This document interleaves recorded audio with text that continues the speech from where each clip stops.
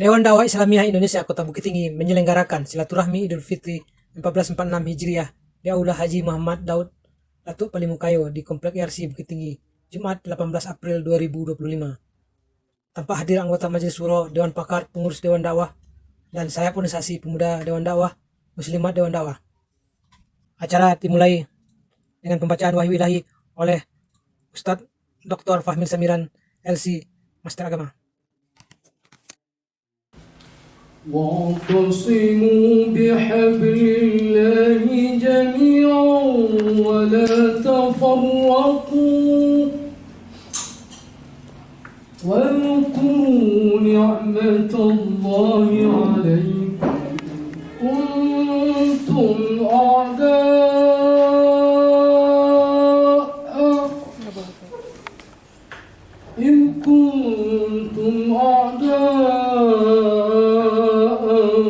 فألف بين قلوبكم فأصبحتم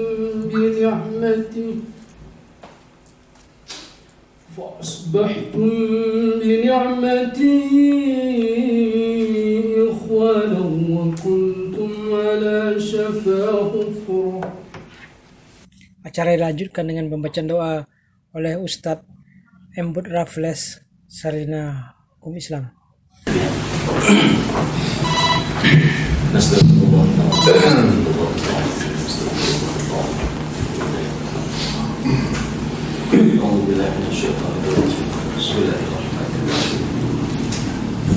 Alhamdulillah Rabbil Alamin. Wassalatu wassalamu ala asyrafil anbiya'i wal mursalin wa ala alihi wa sahbihi ajma'in. Allahumma ighfir lana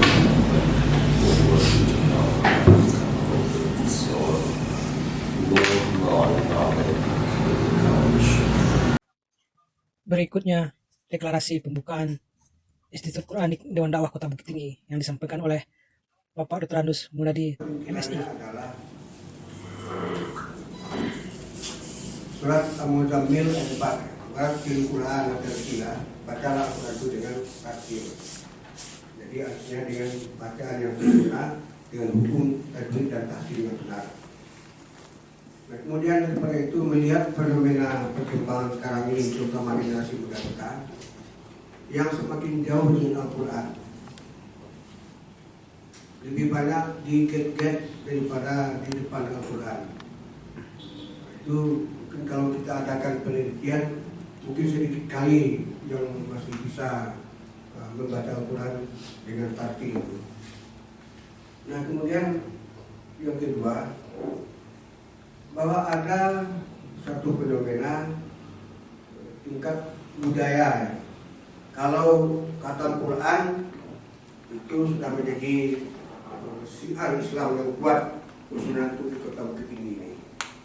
Tetapi khatam Quran itu anak-anak disuruh menghafal, bukan dia membaca dengan ilmunya.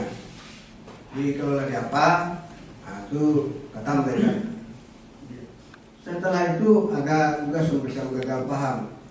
Kalau lah khatam Quran, yang anak pun tidak tahu baca Quran lain. Dia masuk ke SMP, masuk ke SMA, lalu ke perguruan tinggi, yang Quran lah jarang dilihat lagi. Nah, nanti ada satu masa dapat tugas, dapat pekerjaan. Sambutan Dr. Saiful Amin, MAG, Ketua Dewan Dakwah Kota Bukit Tinggi. Sementara kader-kader baru belum nampak dan belum muncul. Nah, ini mungkin generasinya Ustadz atau Buya Rusdikina sudah tidak berapa orang lagi sudah. Ya. Nah, ini sudah masuk ke generasinya Kandahar Mazali. Saya kira sudah makin banyak yang mau atau tidak mau, suka atau tidak suka harus mengundurkan diri dari gelanggang. Nah, siapa yang akan masuk lagi ke gelanggang baru ini masalah. Ya, sementara kita belum menemukan kader-kader baru yang akan mau berjuang berbuat di sini. Nah, maka mungkin perlulah itu pasamuan ibu awak lembaga lembaga yang sudah diinisiasi oleh orang-orang tua kita dulu. teringat saya ya almarhum, oke lah kalau di tingkat pusat mungkin almarhum Pak Natsir itu sudah kita sama tahu lah. Tapi untuk tingkat daerah, untuk tingkat Bukit Tinggi masih terkena juga dia awak.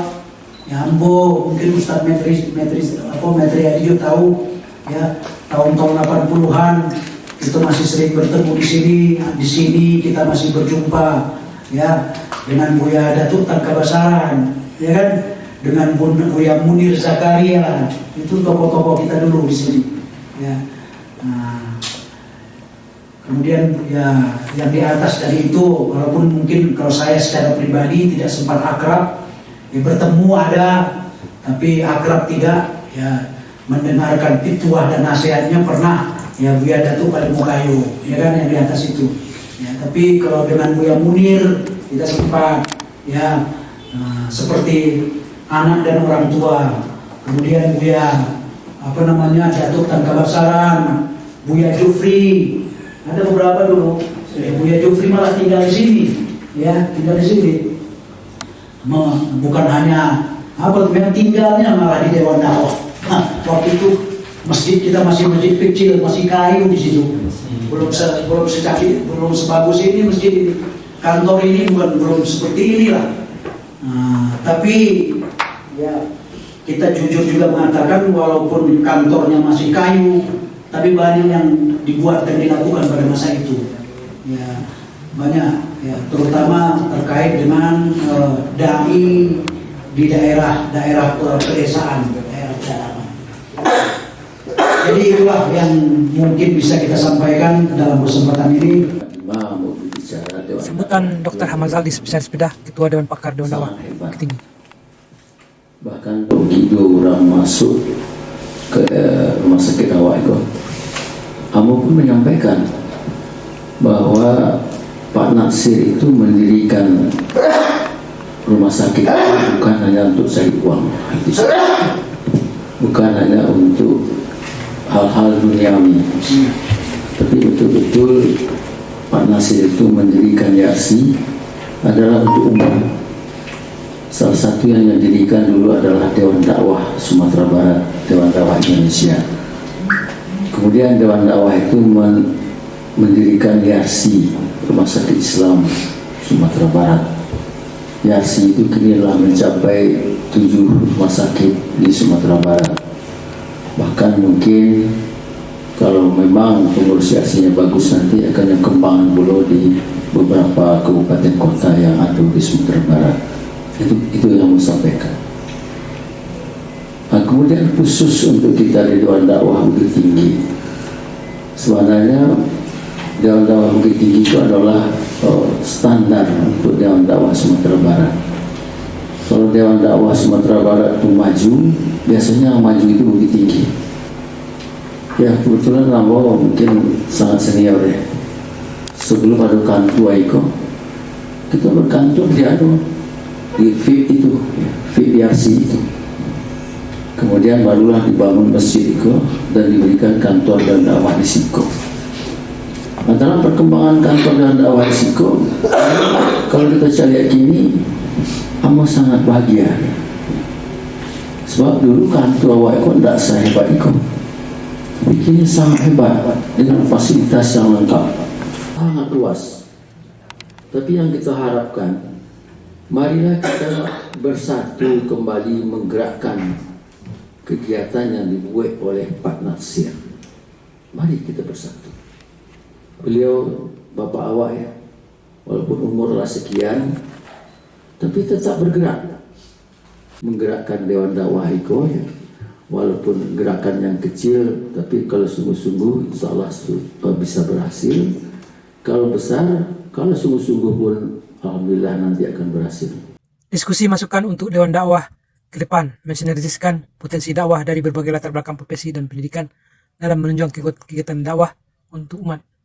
Ini akan membuatkan ide-ide dan konsep-konsep utama tentang dakwah. Jadi kalau selama ini patut kita catat ya dari yang dikemukakan oleh Ustadz Metri Hadi tadi ya. Itu saya kira yang pertama tadi terkait dengan Dewan Dakwah Bukit Tinggi harus barangkali ini sepele manfaatnya untuk keindahan kota Bukit Tinggi dan keindahan termasuk estetis gitu kan. Islam jamil, wallahu jamil itu jamal, kan begitu kan. Nah dari segi itu tentu perlu juga dalam dakwah memberikan kepada pemerintah. Kalau kita melihat di Eropa umpamanya, saya pernah di Eropa, Prancis macam itu trotoar itu tidak begitu tinggi begitu, gitu. Santun kepada pejalan kaki itu. Nah sekarang dibuat trotoar itu kan tinggi itu. Jadi orang-orang yang ingin menikmati jalan itu terganggu. Gitu. Mungkin bisa disarankan, tidak usah setinggi itu, betul banyak ke depan. Mungkin silaturahmi antara dua dakwah dengan pemerintah itu bisa disampaikan juga. Gitu. Dia berdialog, dia silaturahmi dan sebagainya. Kita melihat dulu waktu masih kuliah di Saudi, balik ke Indonesia kan, kapan dulu masih panas. Kantor Pak Nasir itu kan di apa namanya itu, Kampung Bali. Masjid Al-Munawwarah. Kampung Bali. Orang yang berkunjung kepada Pak Nasir itu, kalau kita perhatikan, lawan politik dia berkunjung juga, teman dia juga. Gitu. Saya ingat betul Jenderal Abdullah Nasution kan lawan itu dia kan. Dari Bukit Tinggi Kota Perjuangan Lokomotif mengabarkan. Wassalam.